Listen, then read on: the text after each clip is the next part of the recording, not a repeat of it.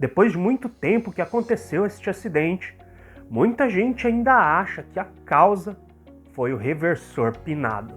Fala galera, sejam muito bem-vindos ao canal Aeroautista. Meu nome é Lucas Stedley e hoje eu estou de regata porque tá calor demais, trazendo para vocês o acidente do TAM 3054. Galera, eu peço para se inscrever, deixar o like. Por quê? Porque eu olho nas estatísticas do canal, eu tô tendo grande visualização, mas não tá tendo engajamento, galera. Tá tendo pouca inscrição.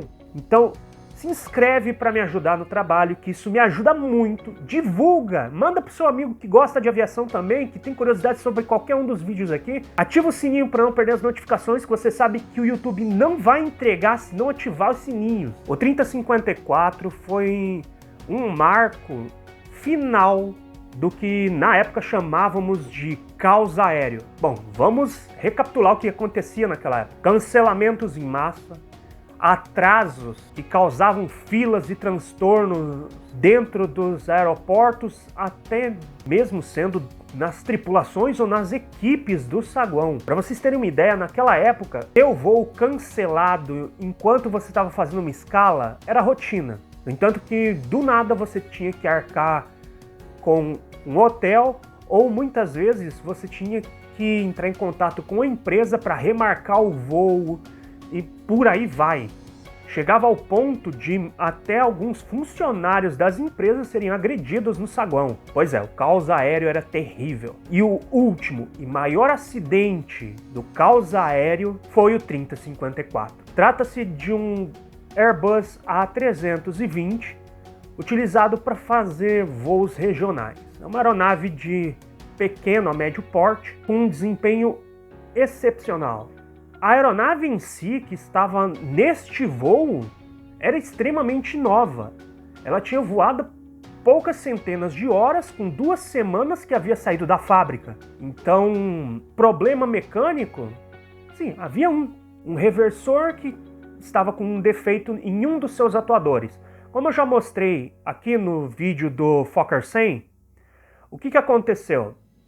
O reversor, o que acontece com o reversor? Existem 2 tipos de reversores. O reversor concha, que eu mostrei no vídeo do Fokker 100, que eu vou deixar aqui no card e também lá na tela final do vídeo, tá? Então fica até o final para não perder o vídeo que eu estou indicando, beleza? E também um que utiliza um mecanismo chamado casca de Vanes. Eu não sei a pronúncia correta, tá? Mas ele abre quase em 45 graus, jogando o ar mais para frente. Ele fecha atrás a parte de maior fluxo de ar e joga para frente. Mas não 100% para frente, é claro. Pois senão ia dar uns problemas, que nem qualquer detrito, poeira seria jogado na entrada do motor, seria sugado, danificando a mecânica sensível do motor. Sim, os motores são poderosos, mas são sensíveis. Sua mecânica é extremamente sensível. Um dos atuadores tinha dado defeito, que fez com que eles travassem esse reversor. Naquela época, o aeroporto de Congonhas, mesmo com pista molhada, chuva, não tinha necessidade de ter os reversores em operação.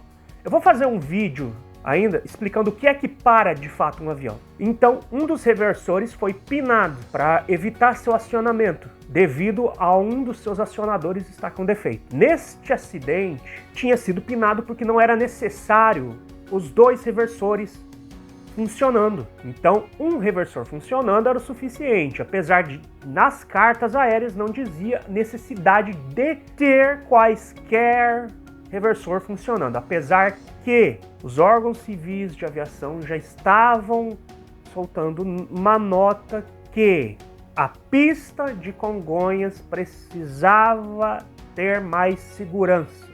Por quê? Existe um tipo de ranhura que é feito na pista, chamado de grooving. Ela é utilizada para escoar a água, em caso de chuva.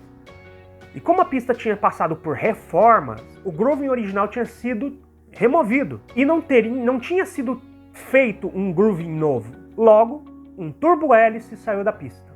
Mas mesmo assim, eles resolveram continuar com a operação do aeroporto com a pista naquele estado. Isso sendo no dia anterior ao acidente. No dia do acidente, enquanto o A320 estava a caminho de Congonhas, outras 6 aeronaves utilizaram a mesma pista sem quaisquer problemas quanto à pista molhada. Isso fez com que não houvesse quaisquer reporte de segurança. Então o aeroporto não foi fechado.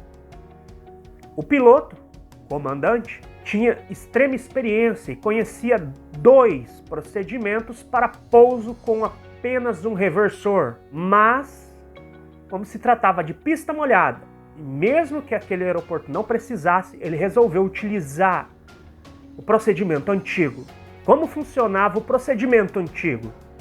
O procedimento antigo consistia no seguinte: na hora de acionar os reversos, você deveria puxar ambas as manetes para ponto morto, o idle, que a gente chama na aviação, e apenas a manete correspondente ao reversor em funcionamento era puxada para a posição de reverso.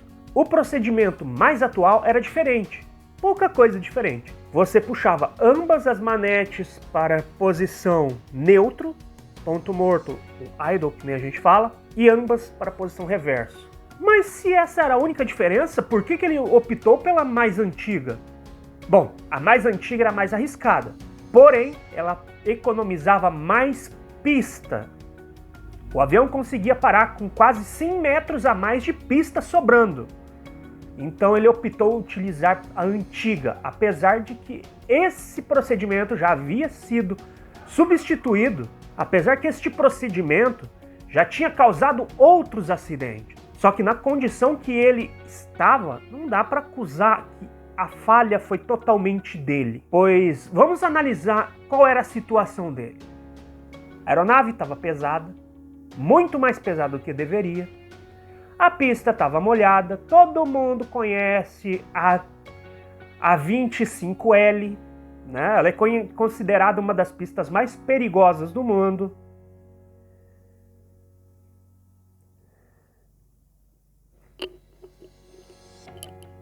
Vamos lá para as condições que ele estava. Primeiro, a aeronave estava pesada demais. Muito peso vai te fazer comer muita pista. Pista molhada. A aeronave vai demorar mais para parar. Congonhas é conhecido por ter uma pista curta, sendo considerado uma das mais perigosas do mundo. Eu não sei se isso mudou agora, mas antes era considerada uma das mais perigosas do mundo. Um reversor a menos. Meu avião vai parar mais devagar. Dá para entender o porquê que ele resolveu escolher essa. A outra é mais segura, vai garantir que o avião vai parar, porém ele vai comer mais pista do que deve, pois quando você puxa ambas as manetes para a posição de reverso, além de abrir o reverso, o motor acelera um pouco. Isso faria com que o avião demorasse mais para parar devido à aceleração de um dos motores. Então o que ele fez? Ele não queria ter que tentar uma segunda vez, pois naquela época a Varig tinha recém parado suas operações.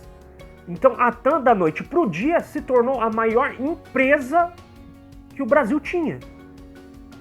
Alguns chegam a considerar como a maior da América Latina e uma dos pódios das maiores do mundo naquela época. Porque o quadro de funcionários dela subiu absurdamente. Sem falar na quantidade de aeronaves. A frota deles aumentou num número tão absurdo que eles tiveram que começar a formar e já apanhar para voar os novos pilotos. Praticamente com pouco treinamento. Era formar e bota para voar. Porque senão eles não teriam como manter todos aqueles aviões. Eles estavam com muita coisa acumulada. E não era raro ter 2 comandantes na cabine. Isso não é muito bom, para falar a verdade. O CRM fica uma bosta. Só que aí você vai analisar a situação que estava, não tinha muito que pudesse ser feito. Mas o que fez de errado?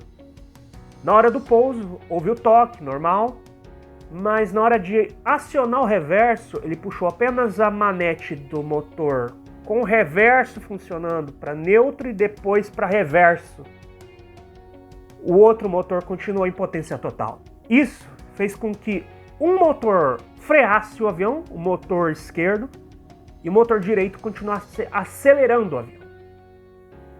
O avião passou reto na pista e lá no final fez uma curva para a esquerda e colidindo com um prédio da própria empresa, um depósito da TAM. A aeronave estava com os tanques quase cheios. Havia muito combustível. O avião inflamou imediatamente. Assim que ele colidiu com o prédio, o avião explodiu em chamas. A única coisa que era possível ver era a cauda para fora. Eu lembro até hoje, onde eu estava quando eu vi aquelas duas pessoas no parapeito do prédio e não sabiam mais o que fazer e resolveram se jogar do prédio. Praticamente não houve sobreviventes. Mas como eu disse, a culpa não era totalmente do piloto. De quem mais era a culpa? Primeiro, lembra do que eu falei no início do vídeo? De que havia uma carta com recomendações? Então, essas recomendações eram de aumento de ambos os reversores funcionando para Congonhas, que poderia ter sido implementado antes do acidente, mas não foi. O grooving, a falta do grooving, foi extremamente crucial, pois se não houvesse falta de atrito do pneu com a pista, o avião possivelmente não teria perdido tanta manobrabilidade. Teria saído da pista? Talvez, mas provavelmente não teria passado tão reto assim. A falta de um alerta de configuração para pouso no cockpit. Que alerta faltava? Não havia indicação nenhuma de que um dos motores ainda estava em potência total. E a baixa iluminação da cabine também não permitiu que o piloto pudesse enxergar que a manete estava fora de posição.